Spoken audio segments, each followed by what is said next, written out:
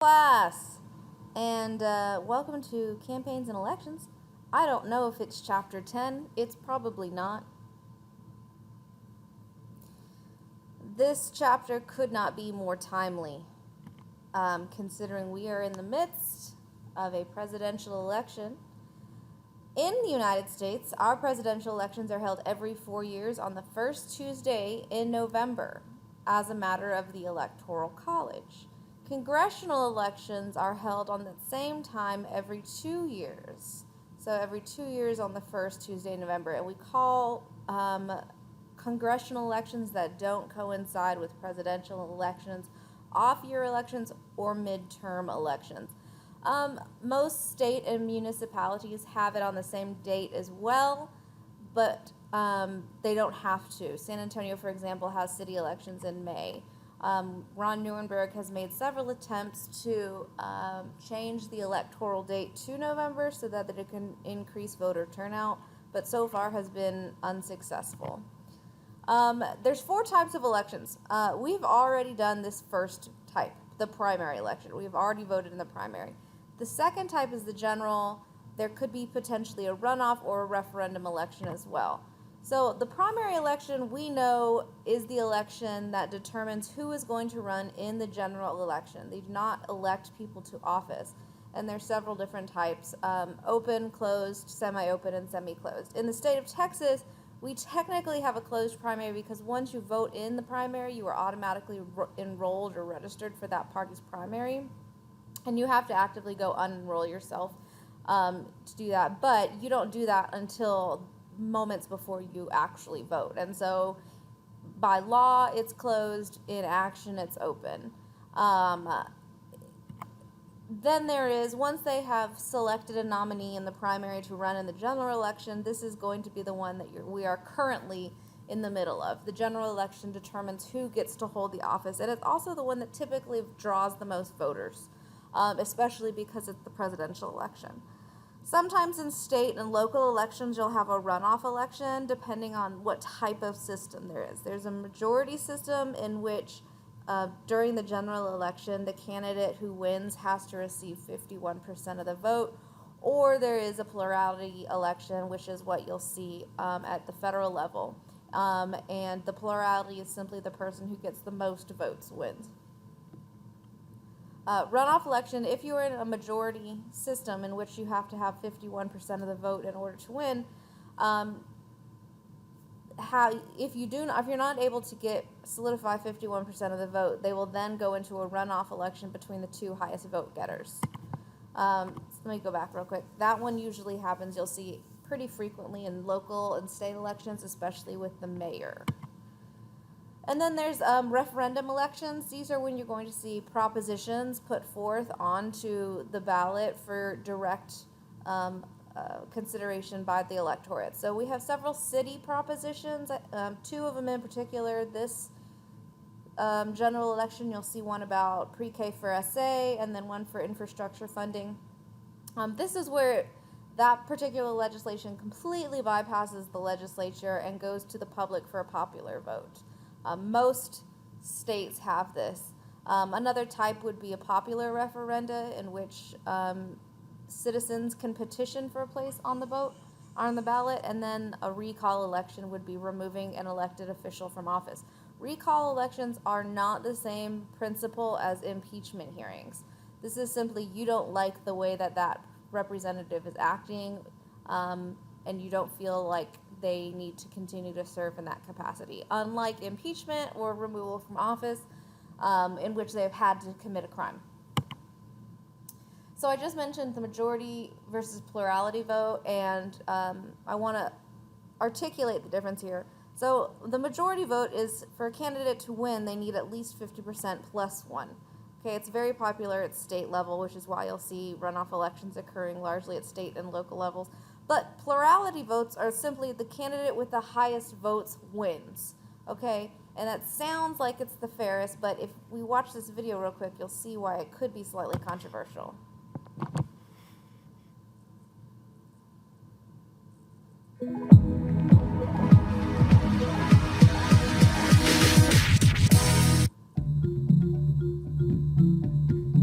Welcome to The Problem with First Past the Post Voting, explained by me, CGP Grey. The royal family has a problem, but this isn't just any royal family. These are the lions, rulers of the jungle since time immemorial. There are protests over the monarchy's absolute power, and the citizens of the animal kingdom want a say in how they are governed. Bending to the pressure, Lion has abdicated his crown, and King is to be an elected office.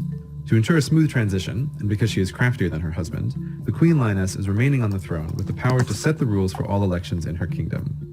She has declared that all citizens get one and only one vote, and that the candidate with the most votes wins the crown. This method of voting is most often called first past the post, awkwardly abbreviated as FPTP or winner take all. The system is simple, fair, and logical, right? Actually, no. It's a terrible, terrible idea. Why? Well, to see the problems with first past the post, let's watch the first election unfold in the animal kingdom. It's an exciting time for the burgeoning democracy, and 7 hopeful candidates come forward to run and represent their parties. They put on their best campaigns, citizens head out to the polls, and the votes are counted. The results come in as follows.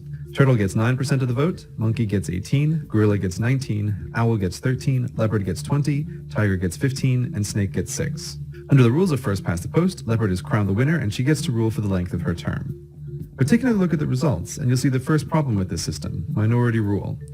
The vast majority of citizens, 80%, wanted someone else as king, but leopard still won. There were only 7 candidates in this race, but if you imagine if there had been 20, she might have only gotten 5% of the vote, but still been elected. This problem of minority rule is only the beginning. The second problem with first past the post is that, given enough time, it results in an inevitable, unavoidable two-party system. Why? To see, let's watch what happens over several election cycles. Leopard has had her term in office, and it's again election time in the young democracy. Only now, all the citizens of Animal Kingdom remember the results from last time. This information changes how they'll behave, particularly snake and turtle voters, who must face the reality that they backed unappealing extremist candidates who don't have a chance of winning. Turtle voters, who were unhappy under leopard rule, decide to back the candidate who has the best chance of winning, gorilla. Now, snake voters want to vote for tiger, who is the candidate they have the most in common with, but they're afraid to because leopard is running a negative campaign against her competitors. Snake voters, not liking the idea of gorilla rule, vote strategically for leopard. The final result looks like this, with leopard getting 26% of the vote and gorilla getting 28%, making him the new king. Snake and turtle, seeing their dismal results and knowing the cost of their campaigns, decide to drop out of future races. What started out as a 7-party system is now down to 5. Fast forward to the next election. Only 5 candidates run, and again the voters remember what happened last time. In this election, it's owl voters who recognize that their candidate cannot win. They are centrist voters and less ideological than the rest of the animal kingdom. As such, they don't really like gorilla or leopard. Both gorilla and leopard know this, so they each run negative campaigns to capitalize on the fears of the centrists. Owl voters split their vote and are mostly voting against the candidate they dislike rather than supporting the candidate they do like. After this election, gorilla gets 33% of the vote and leopard gets 34%, making her the winner. Owl, as did turtle and snake before her, drops out of the race. In the last election we'll look at, monkey and tiger voters are unhappy. They both really like the candidates they have supported, but they now have to compromise. Monkey voters agree with gorilla on few issues, but they really don't like leopard. And tiger voters agree with leopard on some issues, but they really don't like gorilla. They strategically abandon their preferred candidate out of fear of the one they disagree with the most becoming king.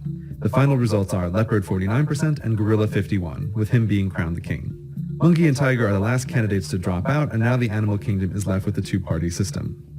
Because of the centrist and swayable owl voters, in future elections, leopard might take the crown, then gorilla wins it back, only to lose it to leopard again, but the two parties never change. The citizens of Animal Kingdom ended up with the system, not because they are lazy voters or because that's what they really wanted, but because the mathematics of how the system is set up. Inevitably, given enough time, all first-past-the-post systems trend towards 2 main parties. But the choices of the voters still hasn't changed since that first election. Only 2/5 of them wanted either leopard or gorilla as their first choice, and 3/5 of them wanted someone else as their first choice. It's this majority of the voters that becomes disinterested in the democratic process because they feel they have no meaningful way to express their real preferences. But it only gets worse from here. If the citizens of Animal Kingdom are divided into groups before they vote, they are susceptible to gerrymandering. Gerrymandering is a bit tricky, but imagine a block of 10 homes, each with 1 voter inside. 3 are leopard voters, 3 are gorilla voters, and 4 are owl voters. If they're divided up into groups before they vote, whoever decides where the lines are drawn has enormous influence over who wins the election. For example, if you group the 3 leopard voters with the 2 owl voters, and do the same with the 3 gorilla voters, you can eliminate owl from the election, even though owl voters have the largest minority and would win under a straight first-past-the-post vote. If the leopard or gorilla parties are in charge when the voting boundaries are drawn, they have enormous incentive to carve out safe seats for themselves. But more on gerrymandering in another video. Bah, I hear you say, vote third party and change the system. This brings us to the final and possibly worst problem of first past the post, the spoiler effect. Imagine now that it's been years and years of guerrilla or leopard rule. Tiger decides it's time to enter the race. He thinks that the voters are tired of the status quo and he has a shot at winning. He sets up his campaign office, gets a surprising amount of gold and donations, and gets on the Animal News Network to debate with the main candidates. Election night comes around, but alas, Tiger gets only 15% of the vote, mostly from leopard voters who are closest to him on the political spectrum. Gorilla easily beats leopard and gets to be king. This is the first past the post system at its worst. The better a third-party candidate does, the more it hurts its own voters by guaranteeing a loss for the party they most agree with and a win for the party they most disagree with. And don't forget, Gorilla is no fool. He knows how the system works. Where do you think some of those gold donations came from? Meanwhile, the Queen Lioness is displeased. She's been observing the elections and sees that the system is bad for her subjects. And she's been thinking, what makes a good voting system? Well, you should be able to vote for the candidate who you like the most without worrying. More choice in representatives is better. The system shouldn't be susceptible to gerrymandering, and it should be open to new political parties. Luckily for the Queen, there are several different voting systems to choose from, including the alternative vote, but that will have to be discussed in detail at another time. Thank you very much for watching.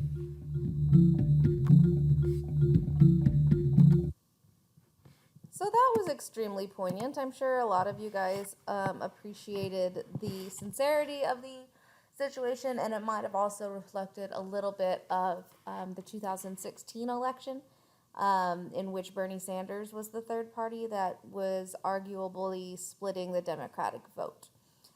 So to deconstruct that a little bit, essentially, when you have a plurality system, a lot of the times you get minority rule in which the majority of the candidates vote against the person who actually got the vote.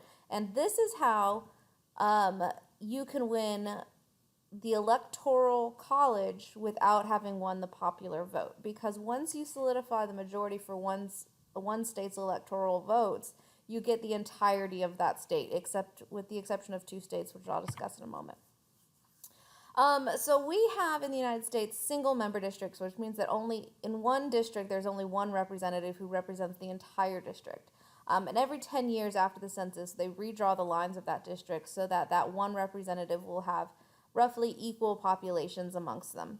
And the districts are drawn depending on the kind of state you're in. Sometimes they appoint third-party district drawers. Sometimes it's the majority party in Congress, nonpartisan committees, bipartisan committees, panels, there's various ranges. But this is where you're going to see gerrymandering come into play, because usually the party that's in charge of government at the time has significant influence over where the boundaries are drawn. And like you saw in the video, there's different ways in which you can change the majority, draw the line so that one party is advantaged and one party is disadvantaged. And this doesn't happen on one side and not the other. It happens on both political parties. It's just who is in charge at the particular time would be important. So, and they could do this in 3 different ways: packing, stacking, and cracking. Gerrymandering, packing is where you put a significant number of voters into one party, a significant number of voters from one party into a district to dilute their vote amongst the other districts, thereby saying if you could have 4 districts that are Republican, you can pack or draw the lines of that district so that it's not 4, it's only 1, and minimize their influence in the legislature. You can crack a district, which is essentially tearing dense pockets of one party to dilute them amongst them. So if there's a majority in one party of Democrats, the Republicans can crack that district and make them minority parties in 2 districts, and thereby eliminating their representation. And then stacking is when you merge 2 districts that have incumbents in, forcing them to run against each other. This is a good way to get older candidates out of office. Okay, this is important. This is probably the most important thing you're going to take home from this particular lecture. It's the Electoral College. The Electoral College is the system created by the founders to indirectly vote or select our president and vice president. And it was made this way specifically because they did not want a heavily influenced democratic system choosing the president. You have to go back and think about how little the founding fathers wanted people's popular opinion or involvement in government.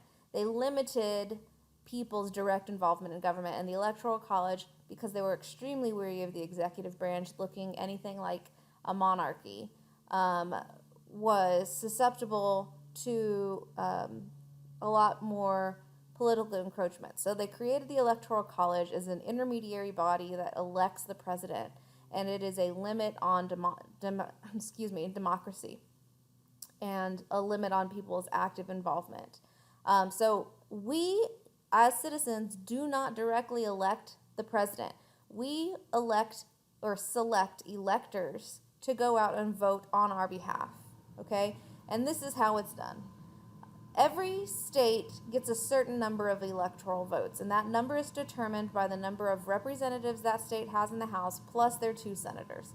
So Texas has 36 House representatives in federal government and 2 senators. So we have 38 electoral votes. Once a candidate is selected on election day, those 38 electoral votes will go to all of them to that one candidate. So again, if you have a plurality system, which is what we work with in the United States, the person who gets the most people who vote for them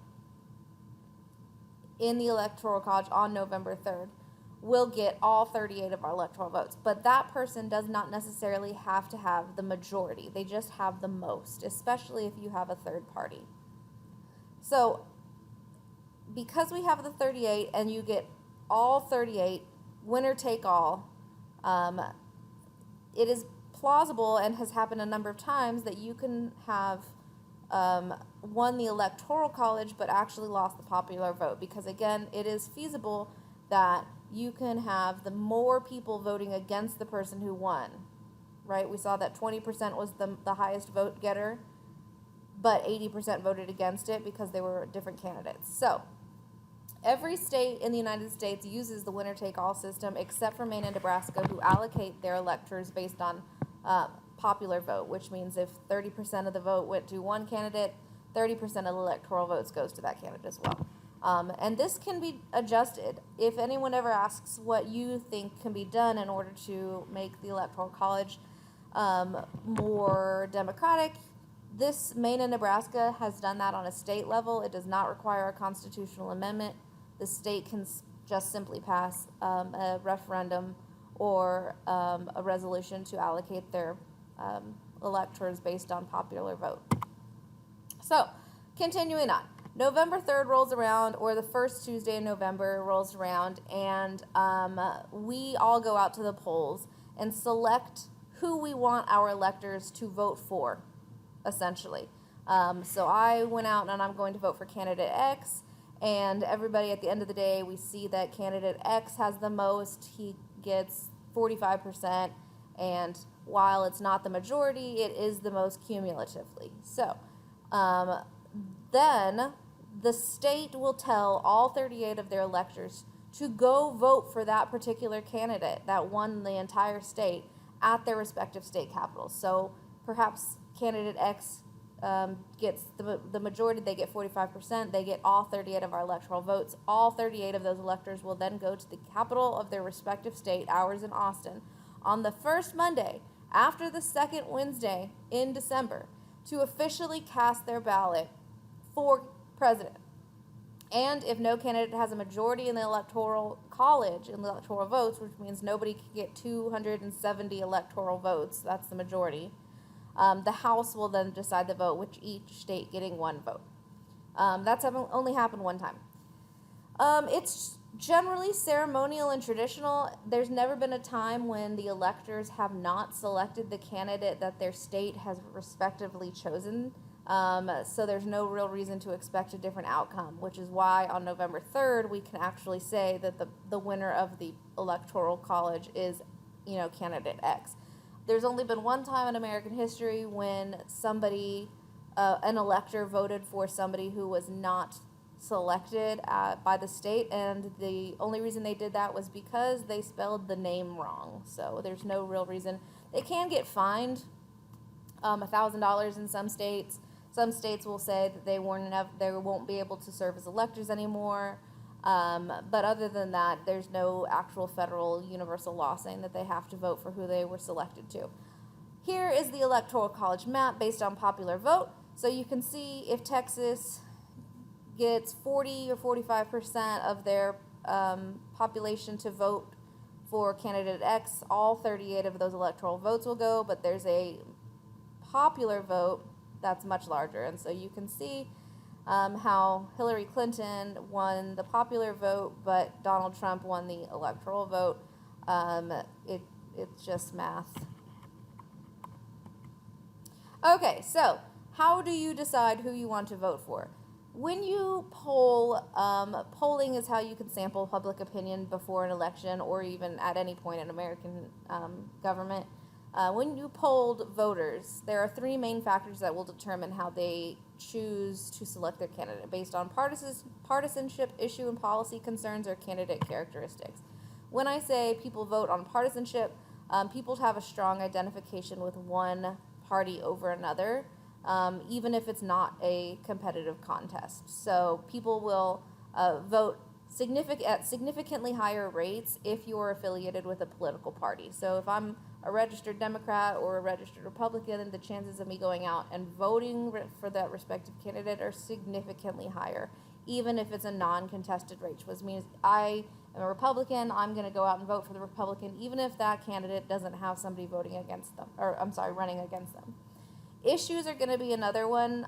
They're relevant when a candidate takes a different position. So based on the median voter theorem is the electorate, people who go out and vote are more likely to vote for the person who they feel fits closest or aligns most closely with their position on a particular issue. Sometimes it's various issues, and sometimes it can be a single issue. Some of it's women's rights, immigration, gun reform, things like that. They will select a candidate that most closely aligns with their particular issue, and usually that correlates with partisanship as well. And so campaigns will often maximize on this by highlighting what they think is important to voters. And then candidate characteristics. Obama really maximized on this in 2008 and 2012. Personality, their career, just perceived things that you can have in common. Joe Biden is really trying to work on this, and I think he's successful. People seem to like or find him more aesthetically pleasing than, more palatable, I should say, than the alternative. But really, this was seen in 1963 between the Nixon and Kennedy debate. People saw it was televised for the first time. They saw Kennedy, they found him aesthetically pleasing and approachable, and Nixon was sweaty and uncomfortable looking, and so they just didn't vote for him, and Kennedy won. So, you could also look at variations of party identification based on ethnicity, race, location, education, and religion. All of these can be statistically measured. You can see by race or ethnicity. African Americans overwhelmingly were polled as Democrats, 81%, where everybody else is kind of, between 40 and 60. Location is pretty evenly split. Education level is something that I think is also very interesting. No high school or no formal educations tend to be overwhelmingly independent or Republican. But then once you increase your level of education, it tends to increase to Democrats. Now, I also want to say that this is going to change if you add two different things together. So, for example, if you're in the suburbs and you're a 2-year associate's degree, it's going to look slightly different. And then by religion, Mormons tend to be significantly more Republican, so do the evangelicals, non-religious, Muslims and Catholics and Jews, I should say, tend to also go more Democratic leaning. So these are measurable things. And again, this is tendencies. It's polling. There's always a statistical error when it comes to that. And then also it's single demographics. So if you add the different demographics together, you could theoretically have a different outcome. For example, if you have an African American who has no formal education, you can see that those are two very contradictory things. There might be a significant change in this chart. So, that is what I have for you guys. If you have any other questions about what's going on, the election, how to go vote, Go vote. One more time for the cheap seats in the back. Go vote. Please send me an email. Let me know, and I'm here for you guys. Have a great day.